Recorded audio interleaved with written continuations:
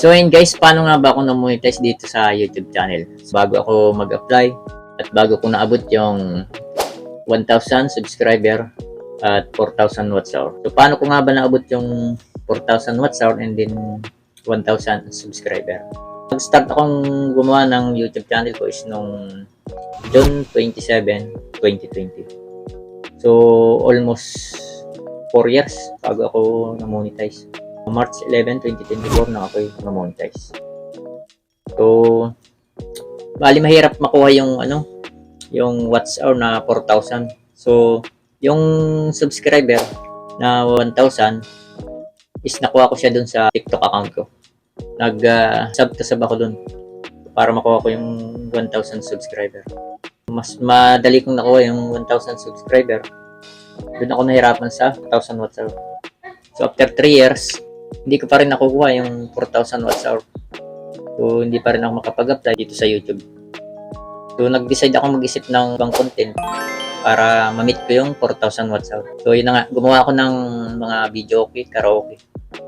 So, yun yung in-upload ko. So, bali yung format niya is galing sa Facebook yung video and then yung lyrics.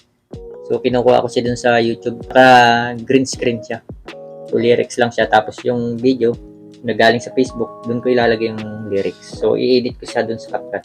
After na magawa ko yun, na-upload ko siya sa YouTube channel ko. So, ayun. Nag-click siya. So, viral siya. So, kaya madali ko nakuha yung 4,000 watts hour. Eligible na ako dun sa 1,000 subscriber and then dun sa 4,000 watts hour. So, unang apply ko is no November 8, 2023. Sa awa ng Diyos, hindi po tayo nakapasan. So, ang nag-email sa akin si YouTube, your channel is not approved for your YouTube monetization. Your channel is not aligned with your YouTube channel monetization policy. So, may nakalagay din dito sa email sa akin na reuse content. So, yung pinakang case ko doon sa YouTube studio ko, lumabas doon na reuse content. So, yun na yun. So, sure na ako na yun yung mga karaoke video na ginawa ko, na inedit ko sa CapCut. So, ang ginawa ko, nanood ako sa mga tutorial ng mga ibang YouTuber kung paano tanggalin yung reuse content. So, yun. Ang sabi, tanggalin daw yung thumbnail. Saka, i-blur yung mismong video. So, ginawa ko siya. So, para malinis yung channel ko. Nag-reapply uli ako noong December 11. So, sa awa ng Diyos, nakapasok tayo dun.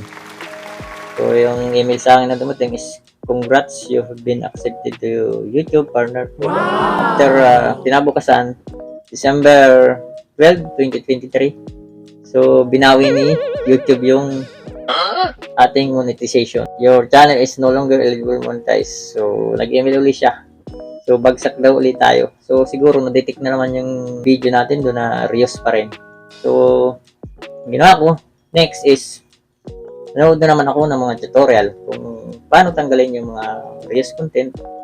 So, paano ayusin yung channel ko. May re-apply ako noong March 11. So, nitong March 11, 2024. So, nakalagay doon na re-apply ko daw siya.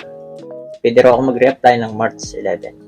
Inayos ko ulit siya. Ang ginawa ko is, tanggal ko na yung sounds, ini-blurred ko na yung video, tapos yung thumbnail, binago ko.